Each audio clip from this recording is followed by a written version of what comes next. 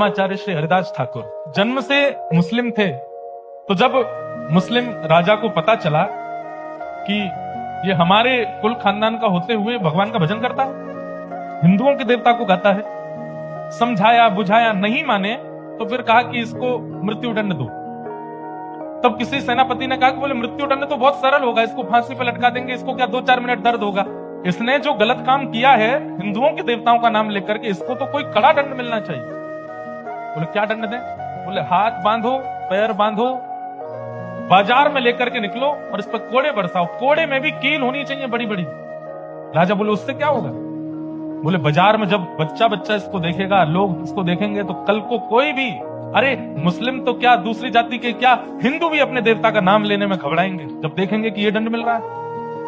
तो राजा ने कहा यही ठीक। हरिदास ठाकुर पर जब कोड़े मारे जाते थे तो रक्त की बूंद नहीं निकलती थी, पिचकारियां निकलती थी शरीर से। लेकिन जब वो कोड़ा पड़ता था और उस समय जब वो दोनों भुजा उठा करके और ऊंचे स्वर में बोलते थे हरि बोल हरि बोल हरि बोल, कोड़े बरसाने वाले के चरण पकड़ लेते थे और क्रोध में नहीं, नेत्रों में भाव भरे रहते, अश्रु भरे रहते। बोले बड़ी कृपा।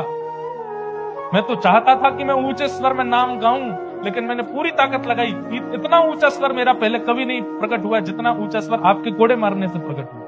और मारिए। जब हरिदास ठाकुर पर इतने कोड़े मारे गए, इसके बाद भी उन्होंने कुछ नहीं कहा। हाँ, प्रभु जगन्नाथ जी को आवेश आ गया और तुरंत सुदर्शन जी को आज्ञा की है, जाओ जाकर के इन म्लेच्छों को नष्ट कर दो, और इनको ही नहीं, इनके पूरे पृथ्वी पर जितने म्लेच्छ हैं सबको नष्ट कर दो। बाजार में कोड़े बरसाए जा रहे हैं और उसी समय आकाश में एक सूर्य तो थे ही, दूसरे सूर्य प्रकट हो गए। एक सूर्य जो स्थित सूर्य हैं, उनसे भी तीव्र तेज वाले सूर्य साक्षात सुदर्शन जी आकाश में आ गए। और जैसे ही वो सुदर्शन जी नीचे पृथ्वी पर उन म्लेच्छों को नष्ट करने के लिए आने लगे, हरिदास ठाकुर भुजा उठा के रोने लगे, नहीं जगन्नाथ, नहीं महाप्रभु, ऐसा मत कीजिए। सुदर्शन जी प्रकट हो गए। प्रकट होकर के बोले हरिदास, ये तुम पर कोड़े मार रहे हैं और तुम पर किए जा रहे अत्याचार को देख करके लोग नाम गान करना बंद कर दे रहे हो, तुम कह रहे हो इनको मत मारो, क्यों? जरा हटो तो मुझे देखने दो इन लोगों को। चरणों में गिर गए। बोले नहीं सुदर्शन जी, ये त्रेता नहीं है, ये सतयुग नहीं है, ये द्वापर नहीं है, ये कलयुग है। आपने त्रेता में उद्धार किया है, आपने द्वापर में उद्धार किया है, आपने सतयुग में उद्धार किया है, कलयुग में उद्धार नहीं। कलयुग में तो स्वीकार करना है, सबको स्वीकार करना, सबका कल्याण करना है। सुदर्शन जी महाराज शांत हो गए।